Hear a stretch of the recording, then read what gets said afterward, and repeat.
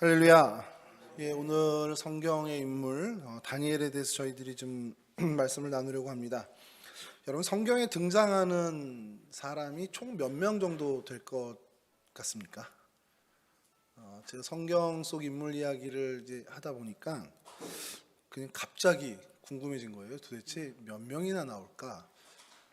그러니까 이름이 등장하는 사람들은, 그러니까 뭐 무수히 많더라, 뭐 이렇게 하면은 뭐 셀 수 없을 텐데.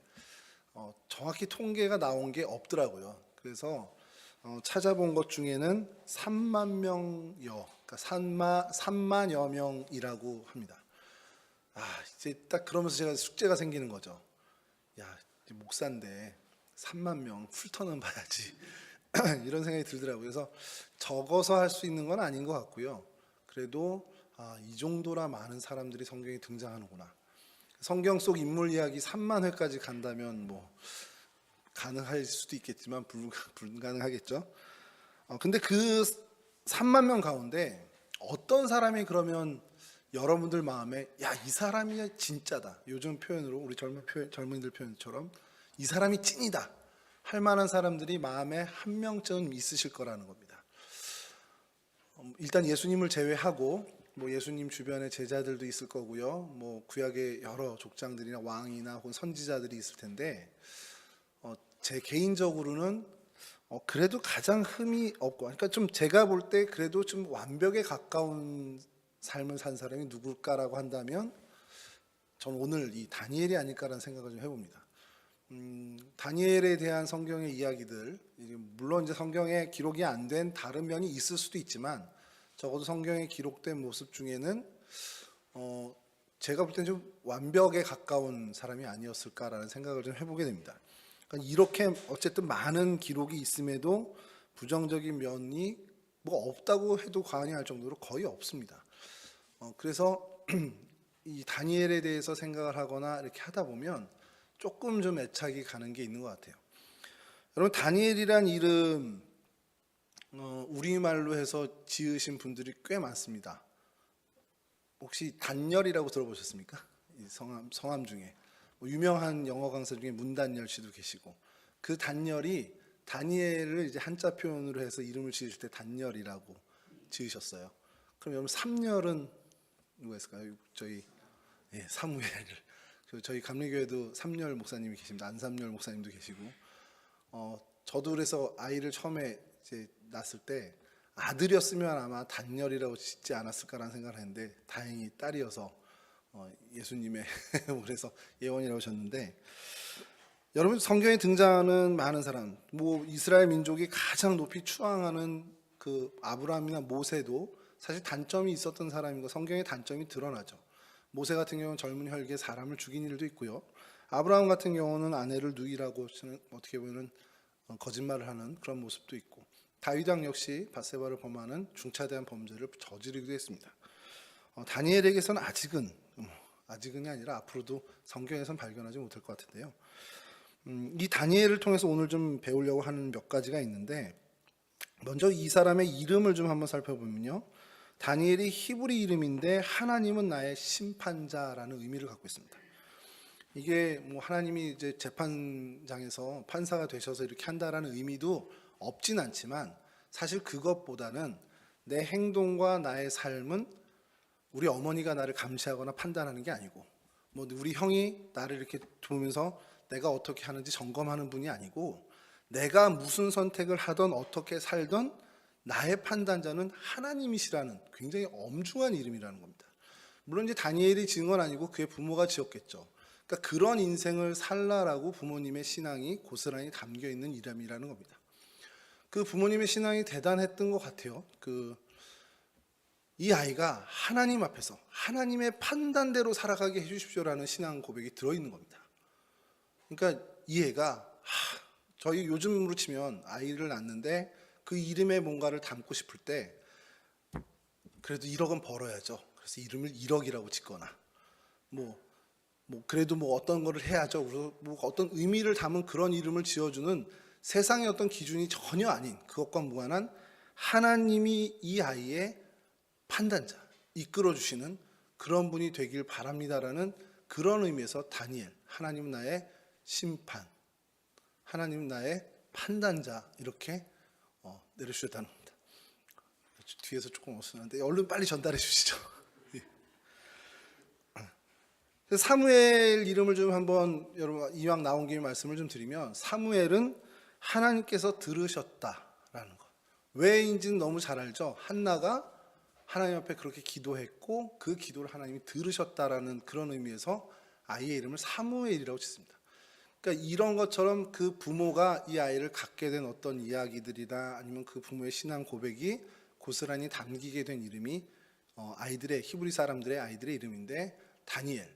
하나님은 나의 판단자가 되신다는 것. 하나님만이 내 인생의 판단자. 그러니까 하나님의 판단대로 내가 살겠다라는 그런 의미를 담고 있다는 거죠.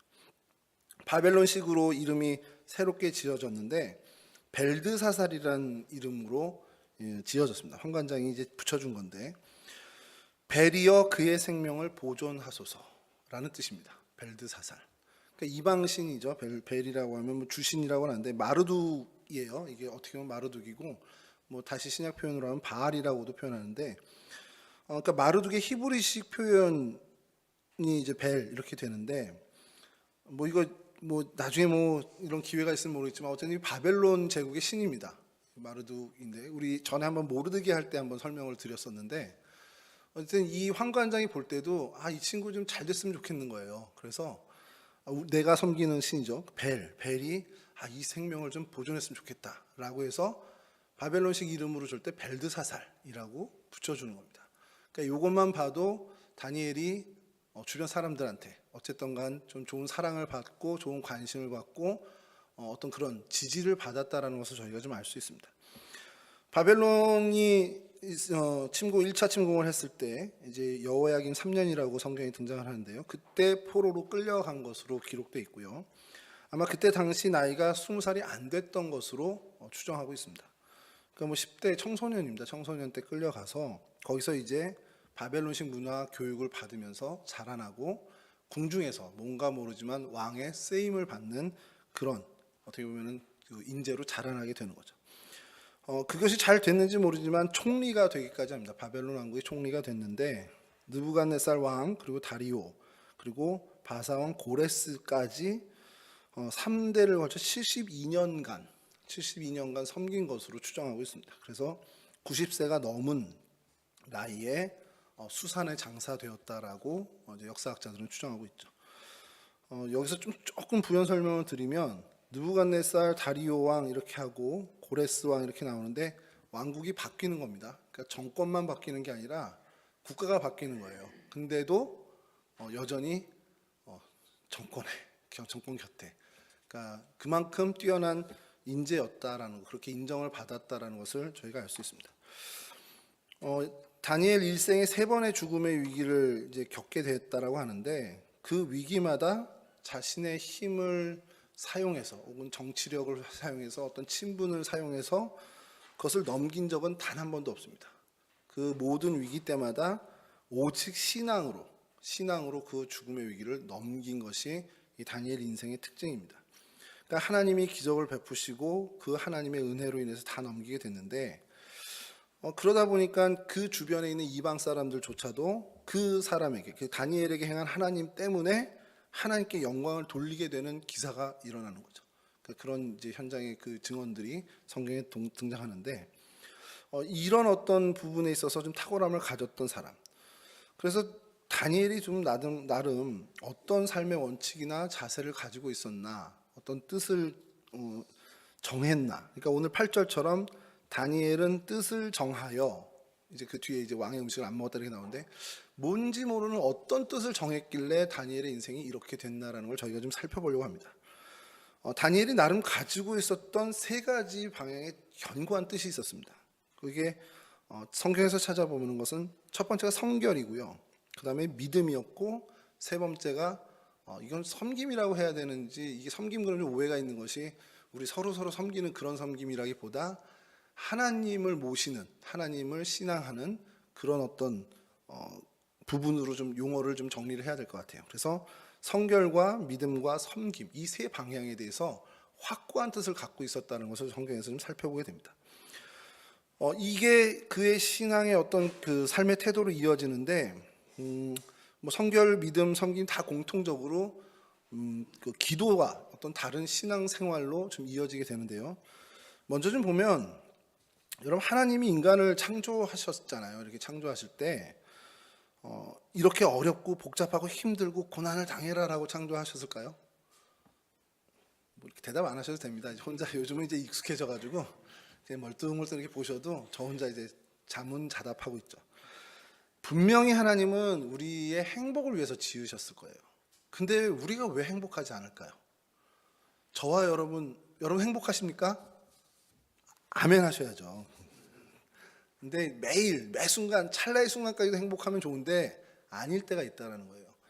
왜 그럴까? 그 대답은 바로 우리가 우리의 정체성을 놓쳤기 때문이라는 겁니다. 여러분 그리스도인이시잖아요. 저도 마찬가지고요. 저도 그리스도인이고 하나님의 자녀인데 이거를 정말 24시간 단 몇 초의 공백도 없이 인식하고 산다면 문제가 없겠지만 저희가 자꾸 잊어요. 왜 잊습니까? 교회에 와서 앉아서 예배드리는 순간은 안 잊어버려요. 근데 왜 잊어버리죠? 자꾸 세상에 있으니까. 세상 고민이 있고 세상살이를 하다 보니까 거기서 살아가는 것들 때문에 그 고민 때문에 잠깐씩 까먹게 되는데 그 잠깐 잊어버리는 그 정체성이 우리로 하여금 불안을 주고 두려움을 주고 행복을 놓치게 한다는 겁니다. 그래서 여러분 천국과 뭐 지옥이라고 표현이 그렇지만 천국과 천국이 아닌 곳의 차이가 뭐냐 그러면 내가 하나님을 인식하냐 아니냐. 왜냐하면 하나님은 늘 우리 곁에 계신데 내가 하나님이 내 곁에 계신 걸 인식하면 천국이고 인식을 못하면 그건 천국이 아니라는 겁니다. 그건 이제 우리의 정체성도 마찬가지죠. 그리스도인이라고 하면 우리의 어떤 너 그리스도이냐 내가 그리스도인입니다 나 크리스찬입니다 이렇게 얘기하는 건 우리의 정체성에 대한 이야기인데 이게 고민인 게 우리가 세상 속에 있는 그리스도인이란 말이에요. 그러니까 하나님의 법칙이나 하나님의 말씀의 정신과 무관한 세상의 논리, 세상의 법칙으로 진행되는 그 세상에 놓여져 있는 그리스도인이다 보니까 여기서 문제가 자꾸 발생되는 겁니다. 세상 속의 그리스도인이라는 표현이 이제 우리한테 많이 좀 접해본 표현인데 그거는 세속화된 그리스도인을 얘기하는 게 아니라 세상에서 그리스도의 모습을 전하는 그런 사람들, 그런 존재들이라는 의미에서 세상 속의 그리스도인인데 진짜 우리가 그리스도를 전파하고 그리스도의 복음을 전파하는 세상 속의 그리스도인이 아니라 그냥 세상화된 그리스도인으로 살아가는 일이 너무 비일비재하다라는 겁니다. 근데 오늘 주인공 다니엘은 세상에 살면서 세상에 물들지 않고 오히려 세상을 변화시킨 그런 하나님의 사람이었다는 점인데 그 근거, 그 어떻게 보면 가장 밑바닥에 있는 힘이 뭐였냐면 바로 성결하기로 뜻을 정한 거였다는 겁니다. 이건요 신약으로 넘어오면 바울의 표현에 우리 몸이 하나님의 영이 성령이 거하는 성전인 것을 너희가 알지 못하느냐 하는 그것을 철저하게 믿고 그대로 삶을 실현해 나갔다는 것으로도 우리가 해석을 할 수 있습니다. 그러니까 자기가 하나님의 영이 거하는 그런 성전이라는 것을 깨닫고 산 사람이라는 거죠. 여러분 사람이 삶을 유지해 가기 위해 필요한 힘을 많이 이제 찾게 되는데, 그러니까 뭐 생존을 위해서든 아니면 자아 실현을 위해서든 뭔가 힘을 찾게 되는데 점점 더 이 물질화되는 세계에서는 물질에서 그 힘을 찾으려고 합니다. 그러니까 소위 말하는 돈을 많이 갖고 그 금권을 가져서 돈의 힘으로 내가 살아가고 내 자아를 어떻게 보면 실현하고 하는 그것을 그 돈의 힘에서 얻으려고 하는 그런 노력들이 있습니다. 또 뭐 지식에서 얻으려고 하는 사람도 있었고요. 또 권력에서 그것을 얻으려고 하는 내가 살아가는 힘의 원천을 물질이나 지식이나 권력을 기반으로 얻겠다 하는 그런 노력들을 하는 사람들이 사실 요즘 많습니다. 뭐 요즘뿐만 아니라 역사 이래로 인간은 그렇게 해왔어요.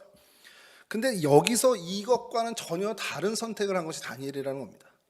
다니엘은 그 자기가 삶을 유지해가는 모든 필요의 힘을 믿음으로 인한 신앙의 힘에서 얻는, 그리고 실제로 그렇게 얻었던 사람이라는 겁니다.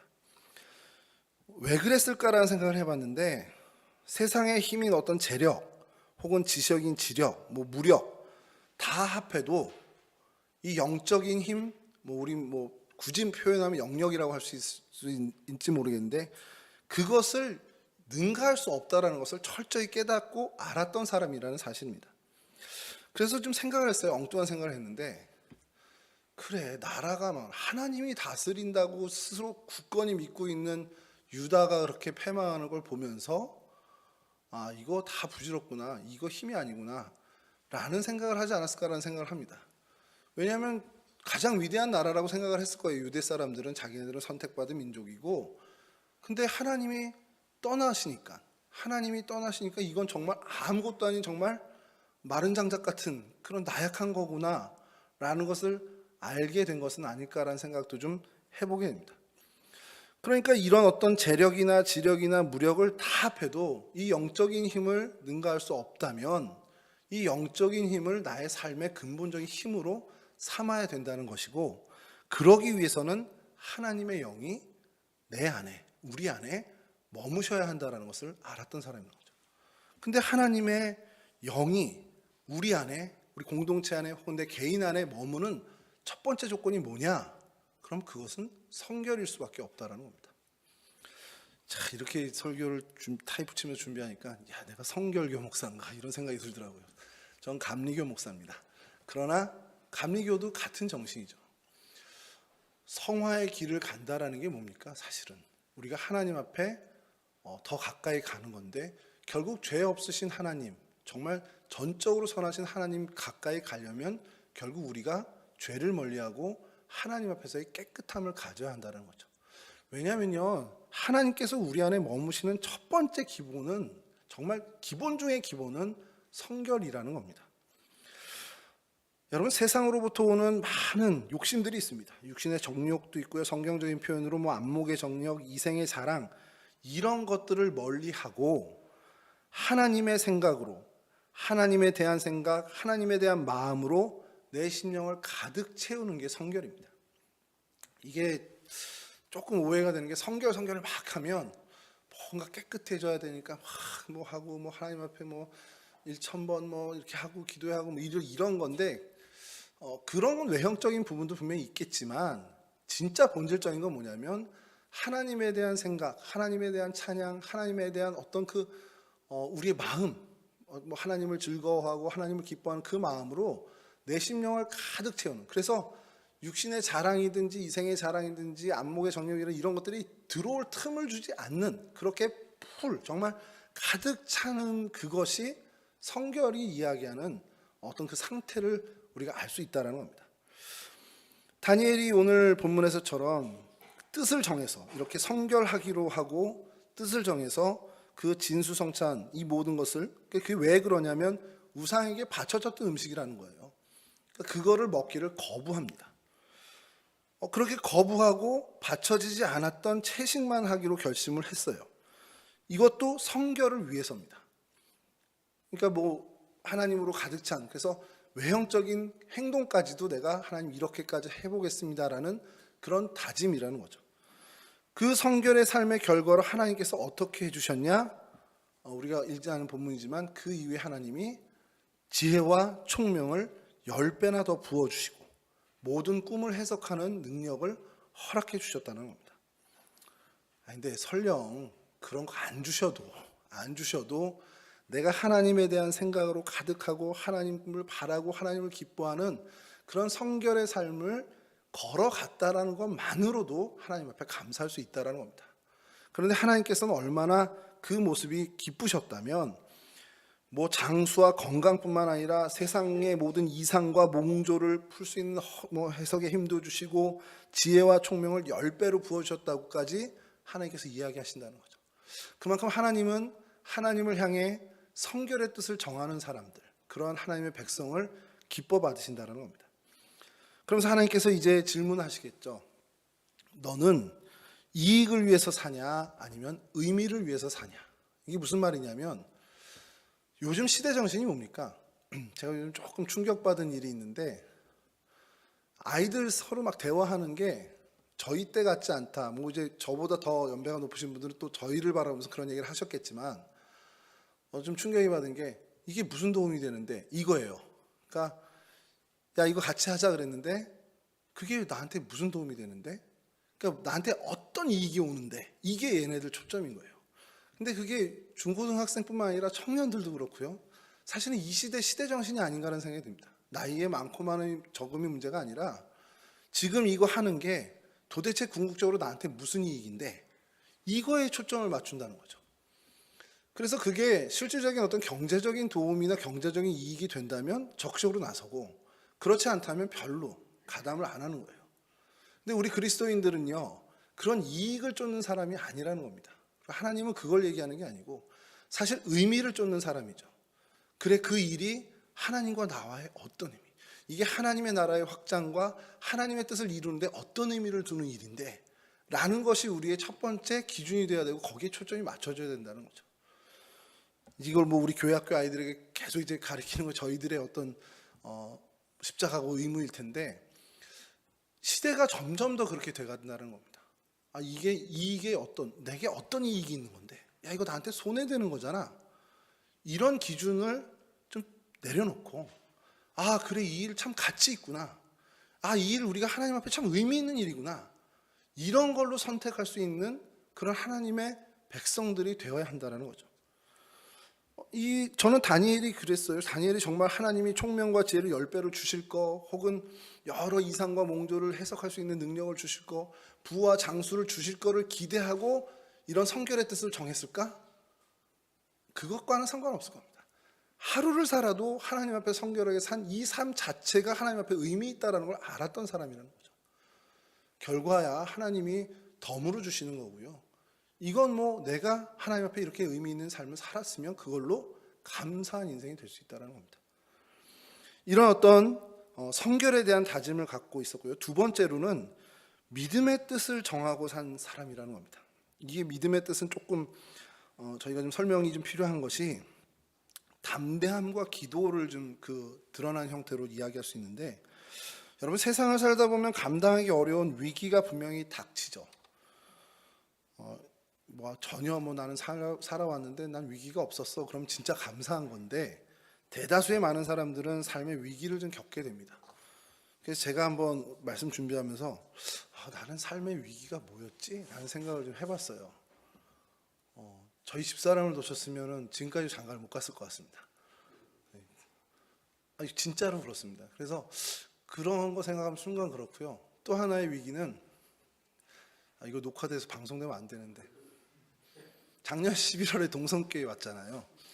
정말 하나님이 너무 놀라운 타이밍에 건져내 주셔가지고 제가 진짜 오늘도 그거에 감사 노트를 썼습니다. 문득 들 때마다 써요. 하나님 감사합니다. 제가 동성교회와 앉아 있네요. 이러면서 그런 위기들이 분명히 오는데 저처럼 그냥 이렇게 생각해보고 위기인지도 모르고 지나갈 수도 있지만, 그런 거 말고 정말 삶의 절체절명의 위기를 맞닥뜨릴 수도 있습니다. 근데 사람들이요, 이런 어떤 감당하기 어려운 위기가 닥쳐올 때 대처하는 방법이 둘로 나눠진다는 겁니다. 첫 번째는 내가 동원할 수 있는 모든 수단을 동원해서 그 일을 대처하는데, 그게 세상적인 방법이죠. 쉽게 저희 표현으로 하면 세상적인 방법과 수단을 다 동원해서 이게 현실적인 방법을 택하는 것, 이게 첫 번째 대처의 어떤 반응이고요. 두 번째는 믿음으로 풀어가는 신앙적인 방법이라는 겁니다. 이게 크리스찬이고 교회 다니고 이렇게 하나님을 믿는 백성이 위기를 대처하는 방향이 이 둘로 나눠지는데, 명확하게 선을 그어서 첫 번째 방법 온전히 100% 첫째 방법이다 라고는 분명히 아니겠지만 어느 쪽에 무게중심이 가느냐가 나눠진다라는 거예요. 이걸 좀 쉽게 구분해서 얘기하면요, 신앙적인 방법이다, 비신앙적인 방법이다, 이렇게 좀 나누면 더 좋을 것 같아요. 이건 신앙적인 방법이고 저건 비신앙적인 방법이잖아, 이렇게 좀 나눌 수 있는 것이 뭐냐면 그냥 핵심이 그겁니다. 하나님을 인정하냐 아니냐. 여러분, 하나님을 인정해도 내가 인간적인 노력을 해야 될 건 해야 되는 게 있잖아요. 근데 내가 인간적인 노력을 못 하더라도 하나님을 인정하냐 안 하냐, 그러니까 드러난 양상은 똑같이 보이지만 그 행동 속에 하나님을 인정하냐 안 하냐가 되게 큰 중요한 기준이 된다는 겁니다. 그래서 하나님을 인정하면 그건 신앙적인 방법이고요, 하나님을 인정하지 않는다면 그건 비신앙적인, 아무리 신앙적인 모습인 것처럼 보여도 비신앙적인 방법일 수밖에 없다는 겁니다. 여러분, 드러나는 모습이 정말 이 위기에 기도하고 막 앉아 있고 막 소리 질러가면서 기도하고 찬양하는데 그 마음 속에 이게 무슨 하나님 이게 되겠어? 이런 의심을 갖고 있다면, 그렇게 하나님 인정하지 않는다면 겉모습으로 드러나는 것이 정말 신앙적인 모습이라고 보여질지라도 그것은 비신앙적인 방법일 수밖에 없다는 겁니다. 근데 뭐 그 반대는 사실은 좀 거의 뭐 불가능하긴 한데, 전혀 신앙적이지 않는 모습인데 그 안에 하나님 인정한다 그러면 신앙적인 방법인데, 사실은 저는 그런 건 아직은 못 봤습니다. 그러니까 그 안에 하나님 인정한다면 신앙적인 모습으로 드러나겠죠. 말씀드리고 싶은 것은 신앙적인 모습으로 드러나는데 그 안에서 둘로 나눠지는 것이 좀 더 정확한 이야기가 아닐까라는 생각이 듭니다.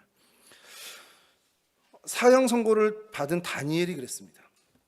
사형 선고를 받은 다니엘이 온 박수와 술객들 모두 그러니까 바벨론의 모든 지혜자들을 죽여라. 느부갓네살이 그런단 말이에요. 왜냐하면 내가 꾼 꿈이 뭔지 니네 해석해봐 그랬더니, 여러분 보통 어떻습니까? 제가 어제 꿈을 꿨어요. 그 여러분들 중에 좀 기도하시는 분이 좀 해석해 주십시오 라고 제가 얘기를 한다고 치죠.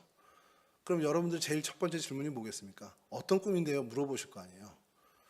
그럼 제가 꿈에요, 저희 목사님 나오셔서 이렇게 설명을 해야 되는데 그거 맞춰보라고 이러는 겁니다. 그러니까 느부갓네살 왕이 바벨론의 지혜자들에게 야, 내가 꾼 꿈을 무슨 이제 해석해봐.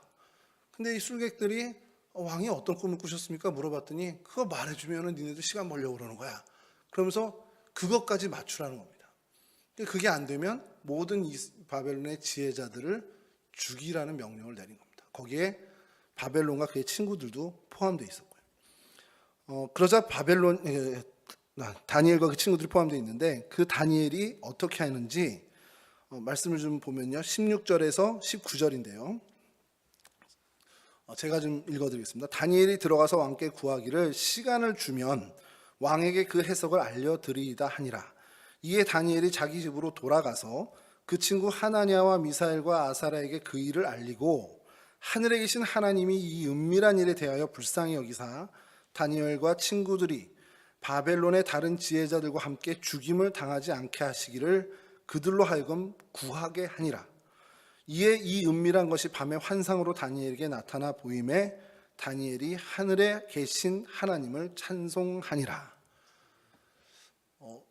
다른 술객들은 이제 죽었구나 하고서 다 낭망하고 있었습니다. 다른 지혜자들, 바벨론의 지혜자들은. 근데 이런 상황에서 다니엘은 굉장히 담대함을 가지고 왕 앞에 나갑니다. 그리고 저하, 폐하, 어떻게 표칭은 잘 모르겠지만 나아가서 시간을 조금 주십시오 하고는 돌아와서 그 친구들과 이 일을 놓고 하나님께 기도합니다. 그랬더니 그 기도를 하나님이 들으셔서 다 보여주시죠. 이 믿음에 대한 뜻을 정한 다니엘이 담대함으로 그 뜻을 정한 모습을 드러나게 됐다는 겁니다. 그러니까 믿음의 사람들은요, 공통적으로 나타나는 것이 무모함이 아닌 진짜 담대함을 갖고 있다는 겁니다. 이거 우습게 본다는 거는 다른 얘기입니다. 이거 하나님이 하시면 돼. 내가 할 거 아니잖아. 예전에 어느 목사님이 교회에 부임하셨는데 잘 모르고 부임하셨는데 그 교회 빚이 어마어마한 거예요. 몇십억. 그래서 그날부터 밥을 못 드시면서 고민하시는 겁니다. 이거 어떡하지? 올해 이거 이렇게 이자하고 이런 얘기 들었는데 이거 한데 우리 건물도 은행에 잡혀야 되고 막 그런 생각하니까 너무너무 복잡하시더라고요. 그래서 며칠을 밥을 제대로 드시지도 못하고 잠도 제대로 못 주무시다가 어느 날 새벽 기도 말씀을 준비하는데 무릎을 탁 쳤다는 겁니다. 이게 내 빚이냐? 이거 하나님 빚이지. 이게 내 빚이야? 그러고 나서부터 마음의 평안을 얻고 담대하게 그 목회를 진행해 나가셨다는 거예요. 믿음이 우리 가운데 주는 것은요, 두려움과 불안이 아니라 방금처럼 말씀드린 것처럼 정말 아무 생각 없어서 그거 내 빚 아니야 그러고 이러는 게 아니라, 그래 이건 하나님이 하나님의 뜻에 따라서 건축을 통해서 뭘 하는 빚을 내게 하신 거면 하나님이 갚으실 거라는 그 담대한 믿음이 생긴다는 겁니다. 오늘을 살아가는 저희들도 마찬가지라는 거예요. 내가 하나님 앞에 범죄하거나 어떤 편법이나 요령 때문에 생긴 우환이 아니라 정말 하나님의 일을 하기 위해서 헌신하고 열심히 했는데 불가피하게 생긴 어떤 문제거리들은 하나님이 해결해 주신다는 겁니다.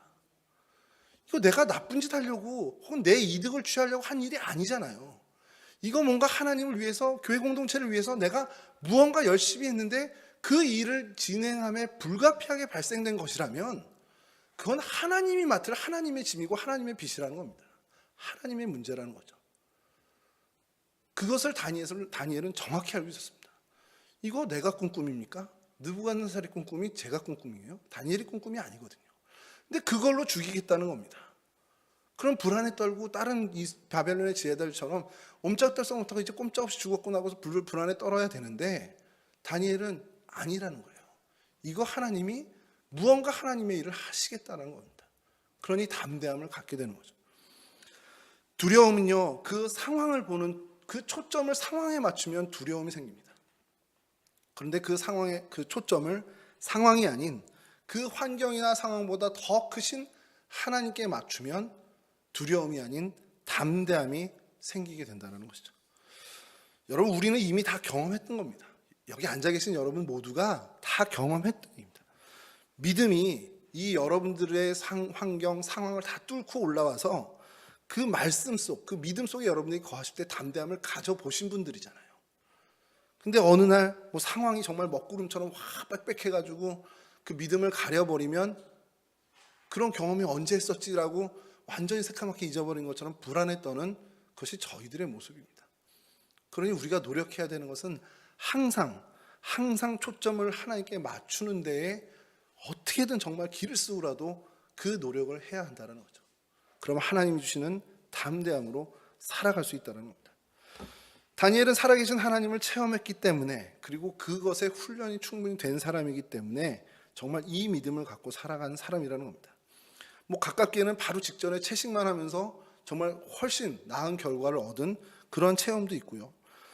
뭐 골리앗 앞에서는 다윗도 마찬가지가 아니었을까라는 생각을 해요. 골리앗 앞에 어느 날 갑자기 탁 섰으면 아무리 하나님에 대한 믿음이 있어도 두려울 수밖에 없을 텐데 사자나 곰 계속 숱하게 양떼를 지키면서 경험을 해서 그 경험이 축적됐다라는 겁니다. 그러니 다윗도 이제 그 축적된 경험, 거기서 하나님이 자기를 살려줬던 그 경험들이 이제 확신으로 바뀌게 되고 그 확신에 찬 모습을 가지고 그 담대함을 가지고 골리앗 앞에 섰다라는 것이죠. 저와 여러분도 마찬가지가 아닌가 생각이 들어요. 이제까지 여러분 살아오시면서 하나님이 여러분들 안에 주셨던 그 은혜들을 기억하고 그래서 그때 맞아 하나님이 진짜 하나님이 해결해 주셨지 라는 그 기억들을 계속해서 꺼내시길 바랍니다. 그게 개인적인 삶이든 공동체적인 어떤 행보였든 간에 하나님이 우리를 이렇게 돕지 않았어? 라는 그것들을 여러분들이 기억을 끄집어내서 그것을 확실한 확신으로 바꾸고 앞으로 여러분들의 인생에 걸어갈 행보들, 우리 공동체가 걸어갈 그 한 걸음 한 걸음에 정말 어떻게 보면 근거가 되게끔 하셔야 한다는 것이죠. 이런 믿음의 뜻을 통한 다니엘은 이런 담대함을 갖고 있었고, 근데 담대함을 갖고 있다고 그냥 자만하거나 나뒹굴어져 있지 않았습니다. 그 담대함을 가지고 하나님 앞에 철저하게 기도하면서 문제를 해결한 모습을 보여줍니다. 사실은 오늘 말씀의 주제는 여기에 있습니다. 근데 시간은 얼마 안 남았네요. 짧게 빨리 끝낼 텐데, 여러분 하나님 편에서 하나님이 출제한 문제를 풀 수 있는 방법이 뭐가 있죠? 기도밖에 없습니다. 하나님이 내신 문제는 우리는 공식으로 푸는 것도 아니고요, 기도로 풀 수 있습니다. 다니엘은요 이 담대함을 갖고 있었지만 결국 친구들과 모여서 하나님께 기도합니다. 하나님께 구합니다. 24절을 제가 좀 읽어드릴게요. 이에 다니엘은 왕이 바벨론 지혜자들을 죽이라 명령한 아리옥에게로 가서 그에게 이같이 이르되 바벨론 지혜자들을 죽이지 말고 나를 왕의 앞으로 인도하라. 그리하면 내가 그 해석을 왕께 알려드리리라 하니. 하나님이 보여주신 것들을 가지고 가는데 독특한 표현이 하나 있습니다. 나 이제 갈 테니까 나 살려줘. 아리옥한테 그렇게 얘기하는 게 아니라 바벨론 지혜자들을 죽이지 마라. 이 표현이 왜 들어갔나 곰곰이 좀 생각을 해보고 묵상을 해보면 여기에 다니엘의 또 다른 위대함이 숨어 있다는 겁니다. 기도를 해서 하나님 앞에 구했고 하나님께서 응답해 주셨더니 그 하나님의 응답과 은혜를 나와 내 친구만 누리는 게 아니라 온 타인의 생명들까지도 살리는 그런 역할을 감당한다는 거죠. 저는요, 다니엘이 이 기도에 있어서만큼 탁월했다는 사람인 게 왜 여기서 증명이 되냐면 하나님의 뜻을 정확히 읽었다는 겁니다. 하나님이 응답해 주시고 하나님이 그런 지혜를 주신 게 너와 네 친구들, 너와 네 그 가까운 사람들만 건져내 주려고 한 게 아니라 너로 인해서 모든 생명들이 구원을 얻게 하는 그런 일에 하나님의 뜻이 맞춰졌다는 것을 이 다니엘은 정확히 알았다는 것이죠. 그러니까 이런 면에서 다니엘이 구한 기도는 우리 표현으로 중보기도라고도 말씀드릴 수 있다는 겁니다. 하나님 뜻에 맞는 기도를 제대로 드렸다는 것이죠. 여러분, 우리가 신앙생활을 하면서 많이들 경험하는 부분이기도 한데 이게 참 조심스러운 말일 수 있지만 기도 시간은 정말 많이 기도하는데 내 말만 하는 분들이 있습니다. 여러분, 이 잘못된 기도의 제일 큰 특징은 뭐냐면 하나님 뜻은 상관없어요. 내 뜻만 얘기하면 됩니다. 그게 뭐 몇 시간이 됐건 뭐 며칠이 됐건 간에 그것만 오로지, 만약에요, 뭐 그럴 일은 없겠지만 제가 로또를 사서 매일 아침 강대상에 와서 한 뭐 10시간씩 뭐 5시간씩 하나님 로또 되게 해주세요, 기도한다. 그걸 여러분들이 보셨다. 그러면 이게 뭐 좀 설명해 보세요 하면 설명은 안 되겠지만 다들 교회를 저처럼 그게 맞나? 이러실 거란 말이죠. 내 할 말만 하는 거는 우리는 기도라고 하지 않습니다. 하나님의 뜻을 묻고 하나님의 뜻을 구하고 그래서 하나님과 긴밀한 소통을 이루는 게 기도라는 거죠. 제가 이거 주일학교 가서 설명해야 되는 건데 여기서 이러고 있습니다. 이게 여러분, 근데 우리가 이거를 매번 스스로에게 계속해서 각인하지 않으면 우리가 그렇게 빠질 때가 너무 많아요. 왜냐하면 우리 안에 그럴 만한 성향이 너무 다분하기 때문에 그렇습니다. 그냥 가만히 놔두고 생각하지 않고 그냥 자연스럽게 가면 우리는 우리 할 말만 해요.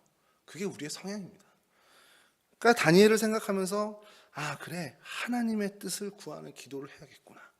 그럼 하나님, 이 상황, 제가 지금 이 무릎 꿇고 있는 이 기도의 제목을 갖고 왔는데 하나님 뜻은 뭡니까? 라는 그 하나님의 의견도 계속해서 물으며 기도해야 된다는 것이고, 다니엘은 이런 바른 기도를 드리는 사람이었다는 겁니다. 그 바른 기도의 사람이었기 때문에 그로 인해서 바른 하나님의 자녀로 살 수 있었고요.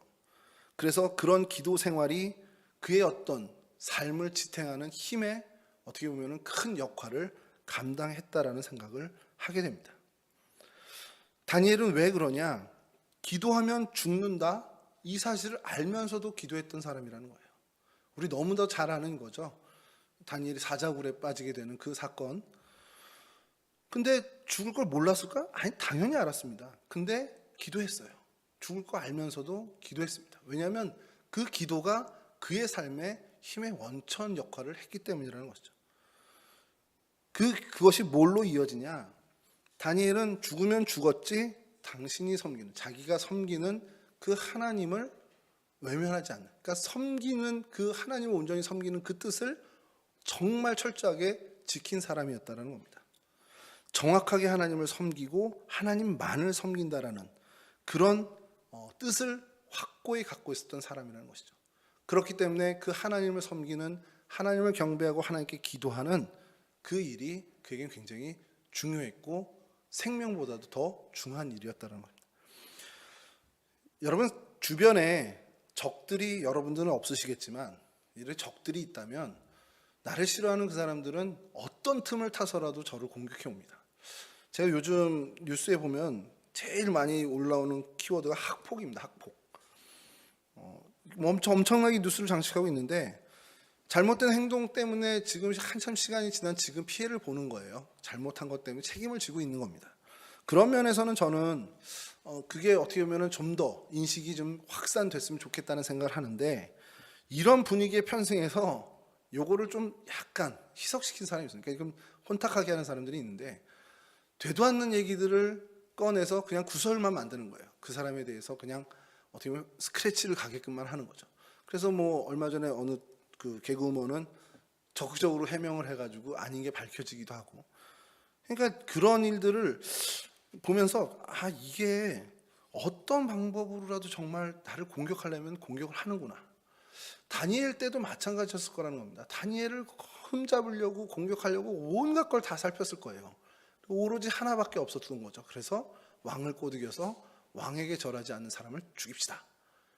이걸로 해가지고 틈을 타고 들어왔죠. 그리고 그걸 알고도 창문을 열어놓고 하나님께 기도하는, 내가 섬기는 나의 신앙의 대상은 하나님밖에 없다라는 것을 정말 만천하에 공포하듯이 하루 3번, 그것도 하루에 3번 공개적으로 그렇게 기도를 했다라는 겁니다. 그것이 다니엘의 확고한 섬김의 뜻이었다는 것이죠. 여러분, 그 일이 있고 나서 사자굴 얘기는 여러분 다 아시니까 제가 좀 그냥 넘어가면, 하나님은 어떻게 구해주십니까? 다니엘이 사자굴에 빠졌는데, 그러니까 기도의 생명을 걸고 기도하는데 철저히 살았어요. 기도만큼 하나님의 믿음의 삶으로, 그래서 하나님을 섬기는 그 섬김의 대상으로 뜻을 정한 것을 정말 견고하게 세워서 철저하게 기도하면서 살았습니다. 그랬더니 하나님이 어떻게 도우셨습니까? 성경엔 천사가 도왔다고 나오죠. 오늘날의 표현으로 한다면 저는 그렇게 생각합니다. 천사가 날라와서 했다 할 수도 있지만, 오늘날의 표현을 하면 우리가 상상도 못하는 방법을 하나님이 도우셨다는 겁니다. 제가 한 번이라도 스쳐 지나가듯이 상상했던 해결책이 아니라 정말 한 번도 상상해보지 못한, 그러니까 현실적으로는 불가능한 방법을 통해서 하나님이 해결해 주시고 도우셨다라는 것을 이야기한다는 겁니다. 왜 그랬을까라는 생각을 해보면요, 그런 생각을 줍니다. 여러분, 다니엘이 하나님 앞에 성결함의 뜻을 가졌을 때 그냥 설렁설렁한 성결함이 아니라 철저하게 했습니다. 그거는 다 이해하시죠? 그리고 그가 어떤 믿음의 뜻을 정했을 때 믿음의 뜻에 드러나는 담대함이나 기도에 있어서 설렁설렁하게 한 게 아니라 철저하게 했습니다. 그리고 그가 섬김의 대상을 하나님으로 정한 그 뜻을 지켜나감에 있어서도 그냥 정말 철저하게 거의 완벽에 가깝게 그렇게 하나님을 섬겼습니다. 뭐냐? 철저하게 신앙의 삶을 살았다라는 거예요. 정말 타협도 없고 정말 철저하게 정말 온 힘을 다해 이 신앙의 삶을 사니까 하나님께서도 당신의 힘을 다해 철저하게 응답하시더라는 겁니다. 근데 우리는 어때요? 적당히 기도하고 적당히 성경 보고, 그리고 세상이 유혹하면 적당히 또 넘어가고, 또 적당히 교회 출석하고, 하나님에 대한 확신도 그냥 적당히 갖고 있고, 커다란 파도가 치면 그 적당한 믿음 살짝 적당하게 버릴런지도 모릅니다. 이렇게 적당히 기도하고 적당히 신앙생활 하니까 하나님도 저희에게 적당하게 응답합니다. 근데 그렇게 받으니까 저희는 하나님을 원망해요. 하나님 왜 이거밖에 안 줘요? 다니엘은 이렇게까지 상상도 못할 방법으로 구원해 주시고 상상도 못할 방법으로 응답해 주시는데 우린 뭡니까? 그 전에 살펴야 될 것은 우리 믿음에 다니엘만큼의 철저함이 있었냐라고 반성해야 한다는 겁니다. 그래서 오늘은 좀 기억했으면 좋겠는 게요, 여러분, 믿음에는 적당히가 없다라는 거. 정말 철저하게 신앙생활을 하고 철저하게 하나님 앞에 나아가고 철저하게 하나님께 기도하고 철저하게 하나님께 헌신하면 하나님도 철저하게 여러분들에게 응답하십니다. 그러나 우리가 적당히 하나님을 의지하고 적당히 신앙생활하고 적당히 헌신하고 적당히 하나님께 나아가면 하나님도 적당히 우리에게 응답하신다는 것이죠. 여러분, 저부터가 제 힘으로 제 어떠한 것도 하나라도 제대로 해결할 수 있습니까? 요즘 거울 보면서 계속 신경 쓰는 게 머리에 자꾸 흰머리가 나요. 근데 저는 예전부터 좀 희끗희끗했으면 좋겠다라고 생각했던 사람인데, 그 희끗희끗이 좀 이쁘게 희끗희끗하면 좋은데 참 볼품없게 희끗희끗하더라고요. 그래서 뽑기도 하고 이러는데, 가만히 생각하는 게 그것마저도 제 의지대로 되는 게 하나도 없습니다. 건강은요, 여러분, 제가 다이어트를 시작했습니다. 안 믿으시겠지만 다이어트를 시작했는데 이 식욕 하나도 제 마음대로 안 돼요. 저희가 그런 존재입니다. 저희 마음대로 저희 뜻대로 할 수 있는 게 사실은 없습니다. 오늘 이렇게 또 안경을 쓴 이유가 안 보여요. 잘 보이던 것이 오늘 또 유난히 안 보여서 이게 다초점입니다. 그래서 이렇게 보고 있는데, 여러분, 이 눈 하나 시력도 우리가 평생 유지할 능력이 우리 안에 없습니다. 근데 무슨 우리가 우리 스스로를 의지합니까? 이런 보잘것없는 내 능력으로 내 인생을 책임지겠다는 착각을 정말 버렸으면 좋겠고요. 우리가 하나님 백성 되기로 결단했으면, 그리고 그렇게 살아오셨잖아요. 그렇게 살아오셨고 그렇게 믿음 생활 시작 기왕에 하신 거면 적당히가 아니라 정말 철저하게 제대로 한번 해봤으면 좋겠다는 겁니다. 세상 사람들이 얘기하는 그 세상 사람들의 삶의 방식이 아니라, 세상 사람들이 지혜롭다 능력 있다 하는 그 방식이 아니라, 그 사람들이 아유 제발 어리석어, 참 미련하네 라는 소리를 들을지언정 정말 철저하고 정말 제대로 하나님 의지하고 하나님 믿고 하나님 말씀대로 그 말씀 따라서 살아가는, 정말 다니엘처럼 그 세 친구처럼 제대로 철저히 하나님을 의지하고 따라가는 그런 사람들이 되었으면 좋겠다는 겁니다. 설령 그 세 친구와 다니엘의 믿음처럼 하나님이 그렇게 아니하신다 하더라도 그 하나님을 철저히 쫓아간 그 자체로 의미를 두고 그것으로 감사하고 그것으로 하나님 앞에 영광 돌리는 그러한 믿음에까지 나아가실 수 있기를 간절히 바랍니다. 그렇게 될 때 분명한 건 하나님은 그런 철저하게 그렇게 제대로 신앙생활하는 여러분들에게 철저하고도 제대로 응답해 주시는 분이라는 사실입니다. 여러분들의 기도와 여러분들의 신앙의 자세, 여러분들의 헌신과 하나님을 위한 모든 삶의 행보가 정말 철저하게 제대로 된 행보가 되시기를 주님의 이름으로 간절히 축원합니다.